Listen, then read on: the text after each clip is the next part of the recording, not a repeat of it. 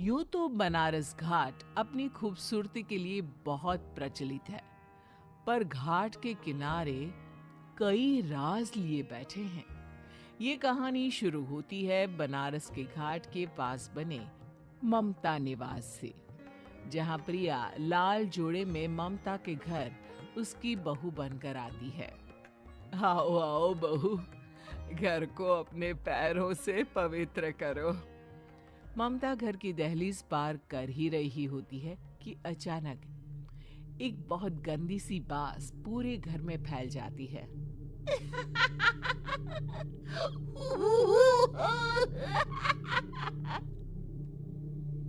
ये बदबू और ये आवाजें, ये कौन हंस रहा है माँ? अब ये पड़ोसी ना हमारे थोड़े अलग से है। कहाँ हम शाकाहारी और ये मांस मच्छी खाने वाले। छोड़, तू ध्यान मत दे और गृह प्रवेश कर।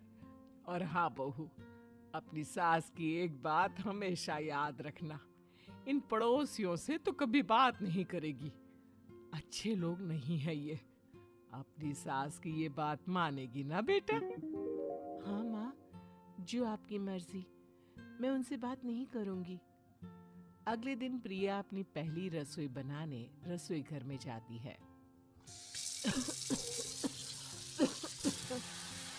ये छोक की बात तो नाक में जा रही है। एक काम करती हूँ, खिड़की खोल देती हूँ।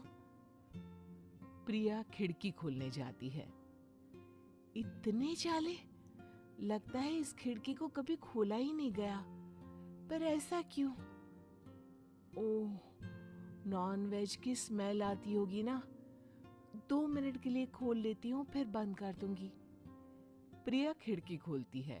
खिड़की खोलते ही उसकी नजर सामने वाले घर की खिड़की पर पड़ती है, जहाँ एक लड़की खड़ी होती है। हाथों में मेहंदी, लाल रंग की साड़ी, बिल्कुल सजी धजी, मानो प्रिया की तरह ही वो भी नई नवेली बहू हो। वो प्रिया को देखकर मुस्कुराती है। हे भगवान, माँ ने तो इनसे बात करने को मना किया था। प्रिया फौरन ही खिड़की बंद कर देती है और तवे पर चढ़े रोटी की ओर देखने लगती है, पर वहां रोटी न होकर मछली पड़ी होती है। ये क्या? पहली ही रसोई में इतनी बड़ी गलती! हे भगवान, अब मैं क्या करूं? प्रिया बहुत डर जाती है और फौरन रसोई की सफाई करने और फिर सभी के लिए खाना बनाने लग जाती है। जब वो सबको खाना परोसती है, सब तो ठीक है, मैं बेकार में चिंता कर रही थी। हे भगवान, ऐसे ही बस अपनी कृपा बनाए रखना। रात के वक्त जब सब सो रहे होते हैं, तब प्रिया को पायल की आवाज सुनाई देती है, जिससे उसकी आंख खुल जाती है। ये पायल की आवाज कहाँ से आ रही है? प्रिया उठकर उस आवाज के पीछे छत की सीढ़ियों तक जाती है। तभी उसे बच्चे के रोने की आवाज आती है। प्रिया छत पर जाती है तो क्या देखती है? वही लाल साड़ी वाली लड़की अपनी गोद में एक नवजात बच्चे को घुमा घुमा कर सुला रही है। तभी प्रिया की नजर उसके पेट पर पड़ती है। ओह गॉड, ये तो प्रेग्नेंट भी है। सुनिए, बच्चा सो नहीं रहा है क्या? मैं कुछ मदद करूं? नहीं नहीं, आपके घर वालों को अच्छा नहीं लगेगा, मैं संभाल लूंगी।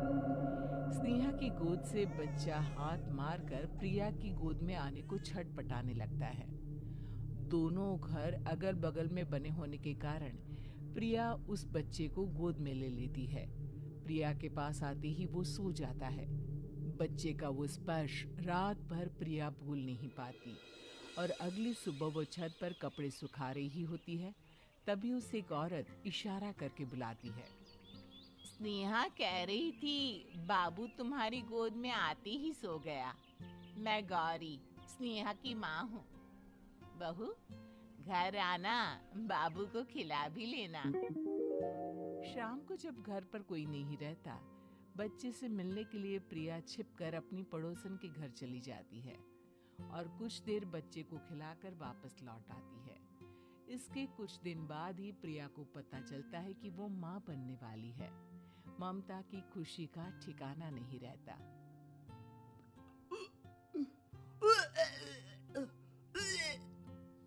माँ जी, पता नहीं क्यों उल्टी आ रही है। प्रिया भागती हुई वॉशरूम में जाती है तो हरे और लाल रंग की उल्टी करती है। उस उल्टी में से कीड़े निकलते हैं। ये क्या? खून और ये कीड़े! माँ! माँ! प्रिया की आवाज सुनकर ममता दौड़ कर आती है, पर बेसिन में कुछ नहीं होता। प्रिया हक्की बक्की रह जाती है। ये सब क्या हो रहा है? प्रिया घबरा जाती है और अपने कमरे में जाकर सो जाती है। डर के कारण वो इतनी थक जाती है कि उसकी आंख लग जाती है। तब उसे ऐसा लगता है उसके पेट पर मानो कोई बैठा हुआ हो। कौन हो? प्रिया के पेट पर एक 5 महीने की बच्ची बैठी हुई थी जो बुरी तरह जली हुई थी। माँ, तुम्ही मुझे लाई ना अपने पेट में? मैं तुम्हारी माँ नहीं हूँ। कौन हो तुम? माँ, देखो मैं जल गई बुरी तरह से। 6 महीने पेट में रहने को भी मुझे नहीं मिला। सहला दो ना माँ। बचाओ! बचाओ! माँ! ममता दौड़कर कमरे में आती है। प्रिया की बातें सुनकर वो सब समझ जाती है। तू कहीं बगल वाले घर में तो नहीं जाकर आई ना बहू? मुझे माफ कर दो, मैं गई थी माँ। उस घर में सब मरे हुए हैं बहू। कई साल पहले स्नेहा उस घर में बहू बनकर आई थी। कुछ ही दिन में वो एक बच्चे को जन्म देने वाली थी। पूरा घर बच्चे के आने की खुशी में खोया था कि एक दिन अचानक उस घर में आग लग गई। सब बुरी तरह जलकर मर गए। गौरी आज भी दादी बनने का इंतजार कर रही है और इसीलिए स्नेहा ने अपना अजन्मा बच्चा तुम्हारी कोख में डाल दिया। ममता ये कह रही होती है कि पीछे से उसके पैरों को एक बच्चा पकड़ लेता है। दादी, दादी। माँ, स्नेहा की गोद में यही बच्चा था। ये बच्चा कौन है फिर? तेरी मौत है। तेरी भी दादी। जिसका ममता को डर था वही हो गया। ममता निवास के ऊपर मौत ने चादर बिछा दी थी। प्रिया का पेट ऐसे बढ़ जाता है मानो 9 महीने का हो। 2 हाथ उसके पेट से बाहर निकलते हैं। बहू, संतोष को फोन कर, किसी पंडित जी को बुला बहू। प्रिया का पति भागता हुआ घर आता है। ये तो होना ही था माँ। तेरा पाप तेरे सामने आ गया तो तू सह नहीं पा रही है। स्नेहा घर में आग लगी नहीं थी, माँ ने लगाई थी प्रॉपर्टी की लालच में। और वो बच्चा मेरी पहली पत्नी का बच्चा है, मेरा बेटा, जो कि उस आग की चपेट का शिकार हो गया था। मैंने तुमसे ये सब माँ के कहने पर छुपाया था। मुझे माफ कर दो प्रिया।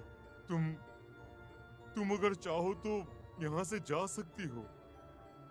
मैं तुम्हें किसी भी बंधन में रखना नहीं चाहता। मेरी शादी हुई है आपसे, मैं आपको छोड़ नहीं सकती, पर उससे पहले हमें स्नेहा, उसकी माँ और बच्चे की आत्मा की शांति करवानी होगी। संतोष और ममता गौरी के घर जाते हैं। अंदर सब कुछ जला हुआ होता है। जमीन पर जली हुई लाशें बिखरी हुई थी। ममता रो रो कर अपनी करने की माफी गौरी से मांगती है। प्रिया स्नेहा के घर वालों का अंतिम संस्कार करवा देती है और ममता निवास फिर से आत्माओं के साए से मुक्त हो जाता है।